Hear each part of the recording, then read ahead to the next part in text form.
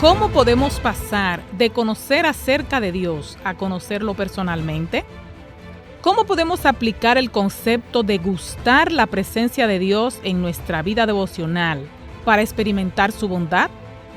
Mantente ahí, que en breve te responderemos. Yo soy Magdalena Taveras y te doy la bienvenida a Vivir por Fe.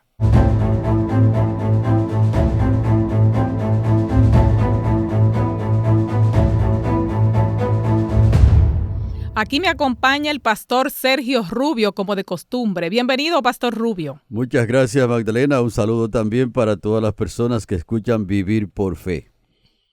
Pastor, la vida devocional es como una receta. Estudiamos la Biblia, oramos y servimos al prójimo. ¿Cuál es la diferencia entre conocer acerca de Dios y conocerlo personalmente? Existe una gran diferencia, Magdalena, entre conocer una persona y escuchar hablar de esa persona. Así que nosotros, por ejemplo, hemos escuchado hablar de diferentes personas. Por ejemplo, yo he escuchado hablar mucho de Donald Trump, pero nunca ni he saludado a ese hombre, ¿ves? Exacto, sí. Eso quiere decir que solamente he escuchado de él, pero conocer una persona es tener una relación estrecha con ese personaje, de manera que se intercambian informaciones, se captan los movimientos que la persona hace, el lenguaje no verbal. Por lo tanto, nosotros necesitamos, más que oír hablar de Dios, más que escuchar informaciones, tener una relación muy estrecha con Dios. Y precisamente, Magdalena, eso es lo que Dios quiere, que cada persona tenga con Él una relación estrecha.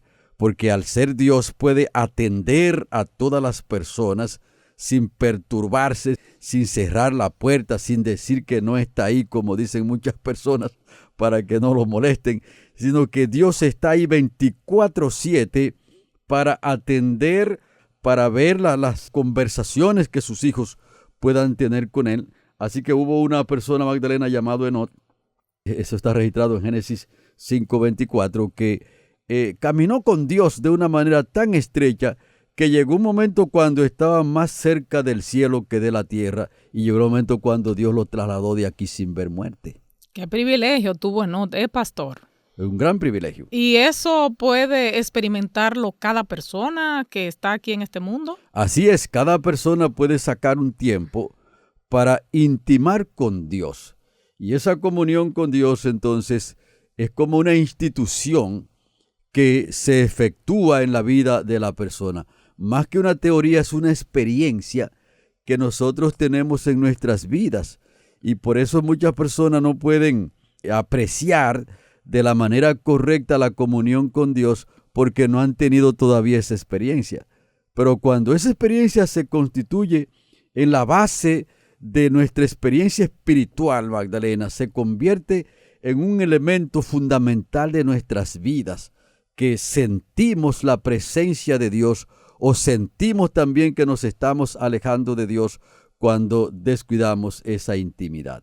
¿Y qué ocurre cuando uno siente que la presencia de Dios se aleja de uno? O bueno, diría usted que es uno que se aleja de la presencia de Dios, ¿verdad?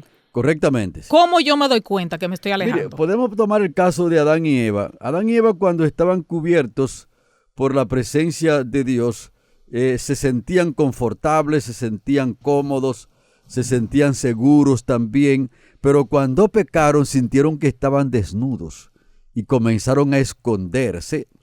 Asimismo pasa cuando una persona se aleja de Dios, siente que está desprotegido. De hecho, Magdalena, las personas que se lanzan a la búsqueda de lo terrenal, vamos a decir, a la búsqueda del dinero, a acumular propiedades y un sinnúmero de cosas, que en sí mismas no son malas, pero cuando uno se lanza a esa carrera que descuida su comunión con Dios, siente que ninguna de esas cosas llenan el espacio que debe llenar la presencia de Dios en nuestras vidas. Por eso usted se da cuenta que muchas personas tienen dinero, tienen mucha fama, pero no sienten paz, no sienten tranquilidad, no sienten seguridad, y es precisamente porque viven lejos de Dios. Okay. Y ahí está el problema. Cuando uno está lejos de Dios, siente que le falta algo, Ok, eso entonces el individuo lo experimenta. Ujú. Y por supuesto, Magdalena, que cuando uno tiene esa comunión con Dios, es posible que otra persona mire hacia nosotros y es posible que no vea que tenga casa la persona, que no tenga un buen vehículo, que no tiene una cuenta bancaria, y si es posible que no tiene ropa del último grito de la moda. Ajá, ropa de marca. Correcto, ropa de marca, pero esa persona siente la presencia de Dios y ninguna de esas cosas le llama la atención. Wow. Pues pastor, decíamos al inicio que la vida espiritual es como un alimento que tiene varios ingredientes, ¿verdad? Ujú. ¿Cómo podemos asegurarnos de que nuestra vida devocional no se convierta en una rutina, así como muchas veces ocurre con el alimento, que no queremos comer todos los días lo mismo? Nosotros necesitamos siempre cuidar nuestra relación con Dios y ser objetivos y que podamos también ser prácticos en nuestra devoción con Dios, porque la devoción tiene que ver con tres elementos fundamentales, Magdalena. No solamente ¿Cuáles? está el estudio de la Biblia y está la oración, sino que también está compartir con el prójimo lo que Dios nos está impartiendo a nosotros.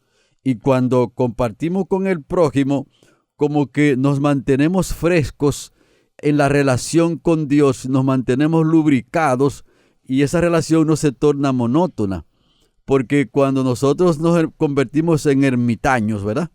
Y nos vamos a la montaña por allá y estar todo el tiempo en comunión con Dios y no tenemos contacto con el prójimo, entonces ahí se convierte en una rutina. Bueno, pues entonces la idea de uno irse a los campos no puede ser en este tiempo, según lo que usted me explica. Y si la persona va, necesita bajar del campo para tener comunión con las personas e impartirle el mensaje de Dios. Ok. Y atender a los necesitados, las Ujú. personas que sufren, las personas que están enfermos.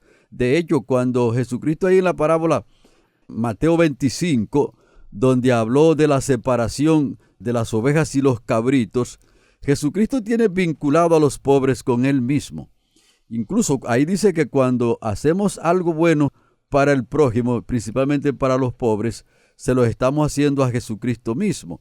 Y cuando dejamos de hacerlo, también hemos dejado de hacerlo a Cristo mismo, dice ahí mismo la parábola y lo que Jesucristo está explicando en Mateo 25. Lo que quiere decir, hermanas, que nosotros necesitamos ser prácticos en nuestra devoción con Dios y entonces cubrir todas las áreas y de esa manera evitamos convertirnos en personas secos, en personas que no tienen como relevancia, que la vida espiritual de ellos no tiene relevancia. Muchos cristianos, pastor, conocen todo esto que usted menciona, pero se le hace difícil llevarlo a la práctica. ¿Cómo podemos pasar de simplemente conocer estos conceptos a practicarlos, a vivir una experiencia directa con Dios? Ujú. Nosotros necesitamos, como ya hemos dicho, Magdalena, que la vida espiritual sea una vida práctica. Porque la teoría, cualquier persona teoriza. De hecho, cuando Jesucristo curó a un paralítico, el paralítico lo trajeron muy mal, lo trajeron los amigos, rompieron el techo de la casa y lo pusieron frente a Cristo. Y Jesucristo le dijo, tus pecados te son perdonados. Entonces los que estaban allí entendieron como que Jesucristo no tenía la autoridad suficiente como para perdonar los pecados. Y Jesucristo fue más allá y les dijo, ¿qué es más fácil decir?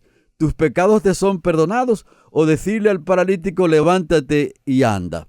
Para que sepáis que el Hijo del Hombre tiene autoridad para perdonar pecados, le dijo al paralítico, levántate, toma tu lecho y vete a tu casa. Y el paralítico inmediatamente se levantó, agarró la estera donde estaba acostado y se fue. Eso quiere decir que fue práctico, o sea, no estaba teorizando allí, sino que Jesucristo es Dios. Y entonces Jesucristo, cuando usted lee los evangelios, se va a encontrar con un Jesucristo que llevaba como el evangelio encarnado en su propia vida. Entonces nosotros necesitamos tener una experiencia, no simplemente una teoría. Y cuando esa experiencia está en nuestras vidas, nosotros podemos sentirla y básicamente las personas que están a nuestro alrededor también van a sentir que tenemos una experiencia. Oh, wow. ¿Ven? Y cuando es una teoría también la gente se da cuenta que simplemente somos teóricos. Increíble, pastor. ¿Y cómo eso entonces se puede percibir? Por eso Jesucristo, se dice en los evangelios que Jesucristo le hablaba a las personas como quien tiene autoridad, no como los escribas y fariseos, porque los escribas y fariseos eran teóricos, decían una cosa y hacían otra cosa, pero Jesucristo era coherente. Entonces cuando nosotros somos coherentes en nuestra vida espiritual, las demás personas pueden percibirlo. Bueno, pastor, continuando aquí con este tema importante, el Salmo 34:8 nos invita a gustar y ver que Jehová es bueno. ¿Qué significa exactamente gustar la presencia de Dios? Recibir sus dones, porque el Señor está ofreciendo sus dones. Está ofreciendo el don del perdón, está ofreciendo el don de la justicia de Cristo, está ofreciendo el don del Espíritu Santo. Y cuando nosotros recibimos esos dones en nuestras vidas, entonces que podemos gustar que Él es bueno. De hecho, por eso muchas personas no comprenden el Evangelio, porque ellos entienden como que el Evangelio es un asunto distinto a lo que están pensando en sus mentes. Están pensando una cosa y el Evangelio es otra cosa. Por eso, Magdalena, las personas que gustan la presencia de Dios están dispuestos a dar su vida. Y muchos cristianos, incluso muchos mártires, han dado su vida porque esa institución, esa experiencia con Dios es un asunto que forma parte incluso de su propia vida. Y no están dispuestos a negar a su Señor ni a cambiar tampoco esas bendiciones que el Señor le ha otorgado. Y entonces siguen hacia adelante en esa dirección, confiando en lo que Dios ha hecho en su propia vida. Pastor, hay algo que me causa curiosidad. Y es que los estudiosos de la Biblia recomiendan que dediquemos las primeras horas del día a Dios. ¿Cuál es la diferencia entre dedicarle a Dios un tiempo especial en la mañana y no hacerlo al mediodía o en la noche? En primer lugar, porque nosotros necesitamos poner a Dios en el primer lugar en nuestras vidas, como lo dice el Evangelio según San Mateo, el capítulo 6 y el versículo 33, que debemos buscar el reino de Dios y su justicia primero, y después las demás cosas vendrán por añadidura. Entonces la mañana, cuando nosotros nos levantamos en la mañana, nos levantamos con la mente fresca, estamos descansados. Entonces en esa condición física es más adecuado percibir la presencia de Dios en nosotros. Es como el alimento también, Magdalena, que la vida saludable tiene como objetivo también que nuestro cerebro, nuestra mente, esté lo más despierta que se pueda para poder percibir la presencia de Dios. Y entonces en la mañana, cuando el cerebro ha descansado, cuando el cuerpo ha descansado, las energías han sido renovadas, entonces tenemos mejor condición para percibir la voluntad de Dios. Pero cuando nosotros venimos del trabajo en la noche, 9 de la noche, 10 de la noche, el cuerpo lo que está diciendo es: necesitas descansar. Ya estamos agotados. Y muchas veces hasta sueño. Correctamente, tenemos sueño y varias cosas. Entonces en la mañana es un mejor tiempo para tener comunión con Dios.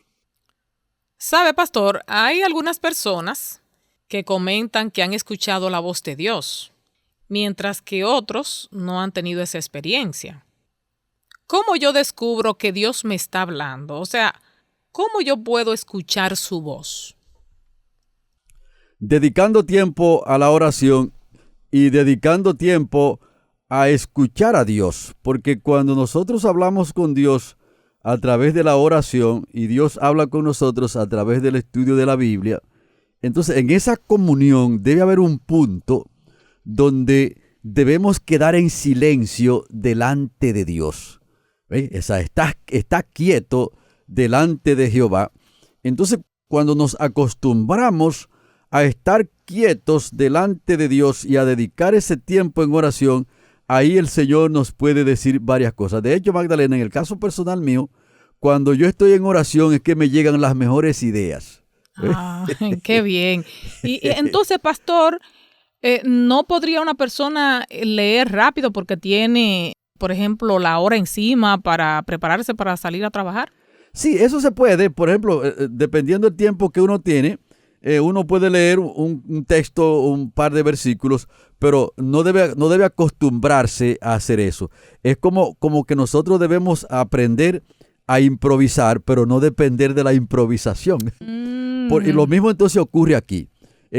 Hay momentos que uno está un poquito más rápido y debe hacer una devoción un poquito más corta, pero no debe estar tan rápido todo el tiempo que no dedique entonces los momentos correctos para intimar con Dios. Es decir, una persona va a salir rápido de su casa, hace una oración corta, estudió un texto también de la Biblia, va orando en el camino, pero cuando necesita sacar el tiempo para su devoción con Dios, no debe estar apresurado, porque entonces el apresuramiento está diciendo que el mundo tiene más fuerza que Dios. Entonces nosotros tenemos que invertir los valores y decir que Dios tiene más fuerza en nosotros que el mundo. Y eso ocurrió en la vida de Cristo Jesús y ha ocurrido también en la vida de muchas personas que han seguido el camino de la salvación. Muy importante todo lo que hemos conversado, pastor. Veo que el tiempo se está yendo, pero hace un ratito conversábamos de que no solo debemos orar y estudiar la Biblia, sino también compartirla con otros. Uh-huh. ¿Cómo podemos inspirar a otros para no conocer a Dios de manera teórica, sino para que lo puedan vivir en sus vidas? Compartiendo con ellos, porque es como la amistad. La amistad se fortalece cuando compartimos con las otras personas. Y por eso es importante que nuestro testimonio sea un testimonio vivo y que le podamos decir a las personas lo que el Señor ha hecho con nosotros. Y entonces si el Señor ha hecho algo con nosotros, también lo puede hacer con las otras personas, principalmente con nuestros amigos y nuestros familiares, decirle el testimonio. Por ejemplo, cuando Jesucristo curó uno de los endemoniados, principalmente el que estaba más difícil, que habla ahí en Marcos el capítulo 5, ese hombre se fue a su tierra para compartir su testimonio con sus amigos, con sus parientes. Entonces él simplemente le decía lo que Cristo había hecho por él y la gente sabía que él era una fiera antes y ahora era una persona cuerdo, una persona que estaba tranquilo, bien vestido, y entonces simplemente tenía que decir quién hizo eso con él. Por lo tanto, las personas que lo escuchaban necesariamente tenían que quedar impactados con ese testimonio. Entiendo. Entonces nosotros mismos también le decimos a las personas lo que Cristo ha hecho en nuestra vida y eso va a influir en ellos. Entonces es la mejor manera de predicar. Correctamente, por testimonio. Bueno, pastor, pues vamos a hacer brevemente un resumen de lo aprendido. Podemos decir entonces aquí, Magdalena, en este resumen, que ser justificados por la fe no simplemente es como una teoría que nosotros tenemos, sino que es una experiencia en la vida práctica y que nosotros mismos podemos estar anclados en esa experiencia y las demás personas pueden ver lo que el Señor ha hecho y está haciendo en nosotros. Bueno, amigo, este es el desafío que el pastor Sergio Rubio nos hace hoy aquí en Vivir por Fe. Así concluimos el programa y te esperamos en la siguiente entrega. Te hicieron compañía el pastor Sergio Rubio y quien te habla, Magdalena Taveras. Que la paz de Dios more en tu vida.